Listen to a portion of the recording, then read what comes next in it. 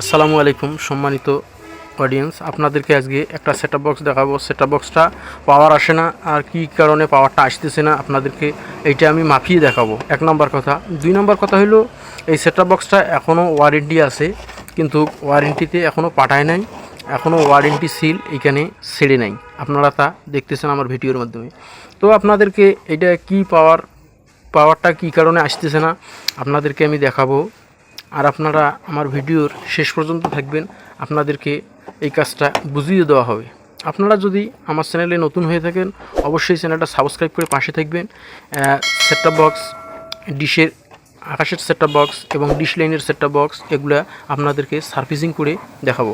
তো আপনাদেরকে এখন আমি এটা খুলিয়ে দেখাবো কি সমস্যাটা হয়েছে। ততক্ষণে আপনারা ভিডিওটার সঙ্গে থাকবেন। সম্মানিত অডিয়েন্স, আপনাদেরকে এখানে যে একটা রাবার দেওয়া আছে, আপনাদেরকে রাবারটা তুলে ফেলার পর আপনারা নাটগুলো খুলবেন। তাই আমি রাবারগুলো আগে তুলে ফেলতেছি।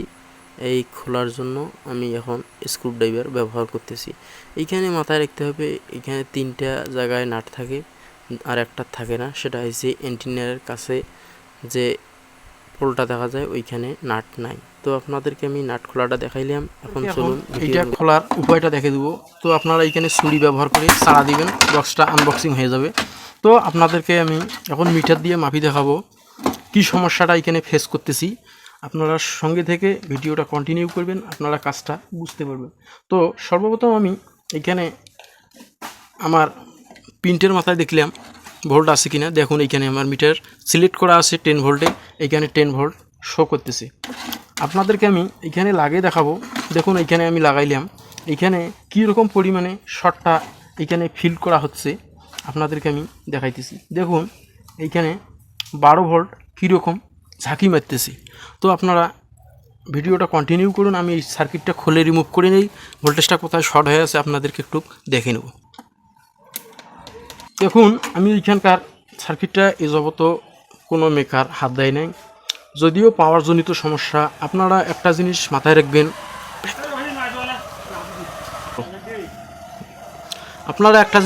রাখবেন, এই সার্কিটের যখনই পাওয়ারের সমস্যা হবে এই বিষয়টা মাথায় রাখবেন একটু।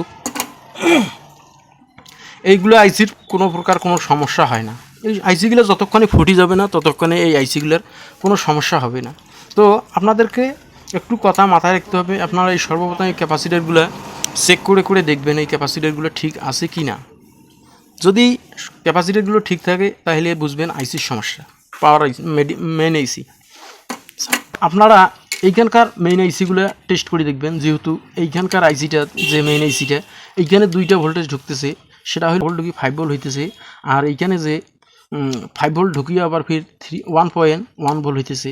এই ভোল্টেজটা কীভাবে ঢুকছে আপনাদেরকে একটু দেখে নেই। ভিডিওটা আমার একটু হইতে সময় লাগবে, আপনাদেরকে আমি দেখাই। একটু মাথায় রাখবেন ভিডিওটা।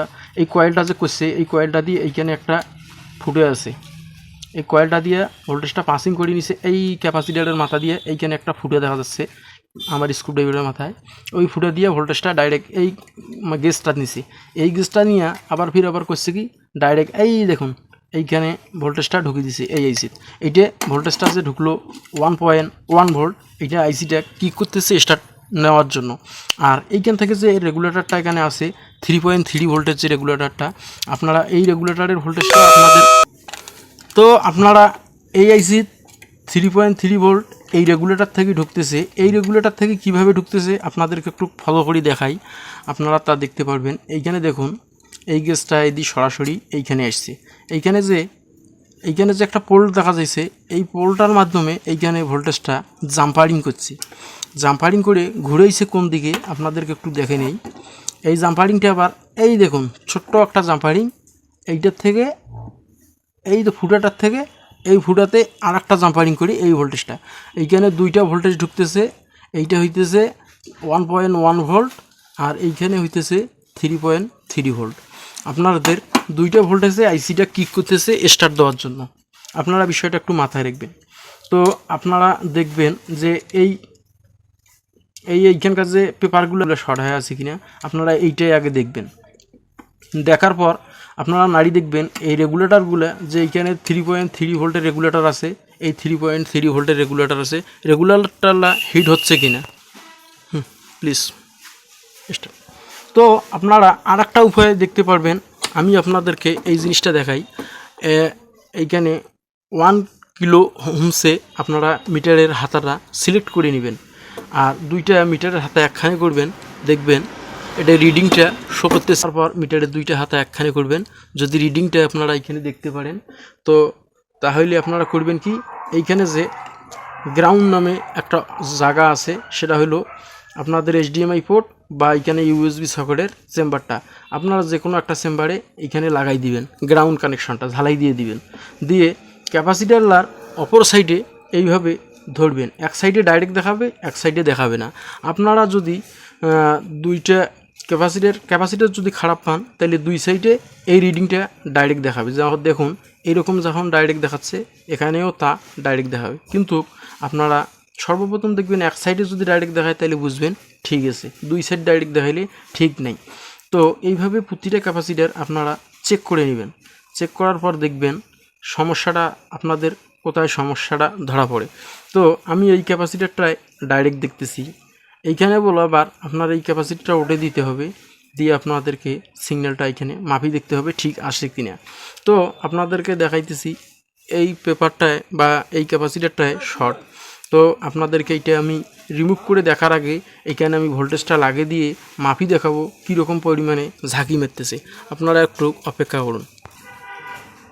তো মিটারের হাতাটা আপনারা যে কোনো গ্রাউন্ডে এক জায়গায় সংযোগ দিয়ে নেবেন। আমি এইখানে আপনাদেরকে দেখার জন্য মিটারের হাতাটা আমি খুলে নিয়েছি। তো আমার এইখানে গ্রাউন্ড কানেকশনে এইখানে সংযোগ দেওয়া শেষ। আবার আমি মিটারটা 10 ভোল্টে সিলেক্ট করে নিলাম। এখন আপনাদেরকে আমি এই চার্জিংয়ের যে অ্যাডাপ্টারের সকেটটাতে আবার 12 ভোল্টের লাইন কানেক্ট দিয়ে দিলাম। এখন আপনাদেরকে আমি এইখানে মাপি দেখাচ্ছি, দেখুন এইখানে ভোল্টেজটা আবারও ঝাঁকি মারতেছি। তো এখন আপনাদেরকে আমি এই ভোল্টেজটা এইখানে যে আসতেছে আপনাদেরকে সেটাও দেখাই। এইখানে কোথায় আসতেছে, আপনাদের এই পিনটা দিয়ে ঢুকতেছে। আপনারা মাথায় রাখবেন এই পিনের ভোল্টেজটা সরাসরি এইখানে যে পোলটা আছে এই পোলে ঢুকতেছে, এই পোল থেকে আবার এই পোলে ঢুকতেছে। সব জায়গায় একই সমস্যাটা ফিল করতেছে। আপনাদের এই ভোল্টেজটা সরাসরি এইখানে ঢুকছে, সেটা 12 ভোল্ট হ্যাঁ। আপনাদের এইখানে 5 ভোল্ট তৈরি হবে, যে এই 5 ভোল্টটা দেখুন এটা ঝাঁকি মারতেছে। তো আপনাদের সর্বপ্রথম এই ক্যাপাসিটারটাকে রিমুভ করে নিতে হবে, লাইন আসে কিনা। তা আপনারা সঙ্গে থাকুন, আমি ক্যাপাসিটারটা রিমুভ করে নিই। আমি ক্যাপাসিটারটা এইখানে সংযোগ ডিসকানেক্ট করার জন্য আমি এইখানকার ক্যাপাসিটারটাকে তুলে নিলাম। আপনারা দেখুন ক্যাপাসিটারটাকে পুরোপুরি একেবারে অলরেডি উল্টে দিয়ে নিয়েছি, আপনারা তা দেখতে পাচ্ছেন।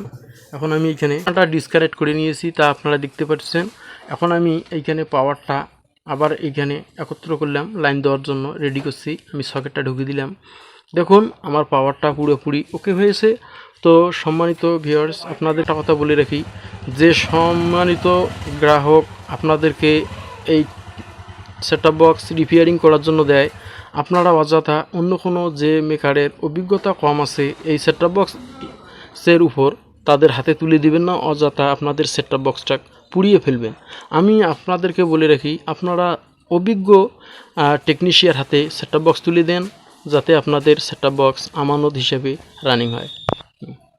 আপনাদেরকে বললাম মন খারাপ করবেন না, যে আপনাদেরকে একটাই অনুরোধ করলাম, ভালো টেকনিশিয়ার হাতে তুলে দিয়ে সেটআপ বক্সটাকে রানিং করে নিন।